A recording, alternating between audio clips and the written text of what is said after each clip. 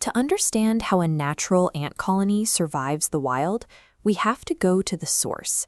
We're heading deep into the Costa Rican jungle to find a thriving nest and bring its biological secrets back to our captive experiment. In an ecosystem this dense, the only clear path forward is the water.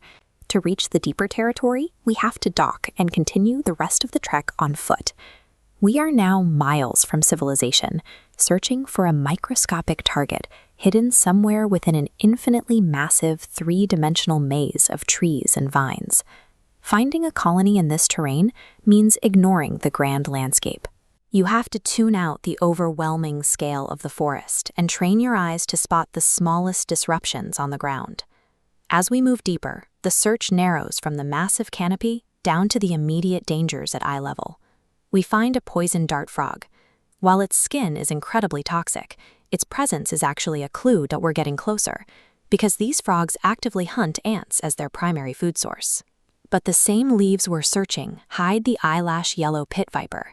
They strike faster than the human eye can track, and their venom causes a limb to swell up like a water balloon.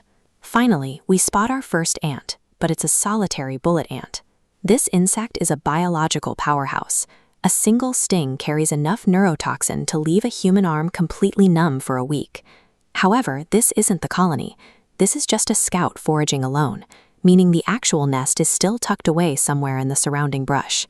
At this scale, the jungle is a gauntlet. Every creature we encounter is either specialized to consume the ants we're looking for or lethal enough to end our search instantly. When the sun drops, the visual search becomes impossible. Our surroundings transition from a map of clues into a wall of shadow.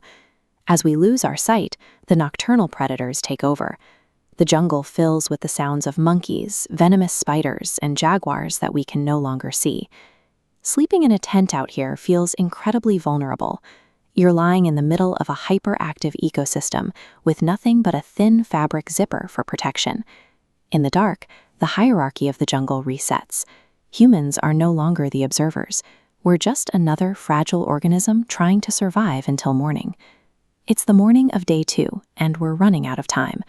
But just as we are finally about to give up, we see a line of movement on the forest floor. We finally found them, a working line of leafcutter ants. To match an ant carrying 50 times its body weight, a human would have to lift a commercial truck. Coordinated by a colony, they become an industrial force. A single swarm can strip a fully grown tree of leaves in just 24 hours. By following the line of workers, we track them back to the source, the entrance to their hidden nest. This raises a question. How do these tiny insects stay organized enough to find their way home through miles of chaotic terrain? They use pheromone trails.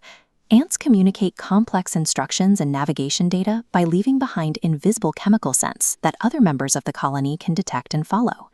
We're using an empty jar to capture the ambient scent of this specific colony.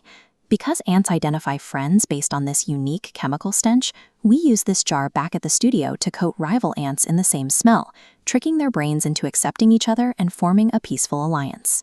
Success in the jungle isn't about physical size or sharp eyesight. It's about learning to intercept the invisible chemical language of its smallest inhabitants.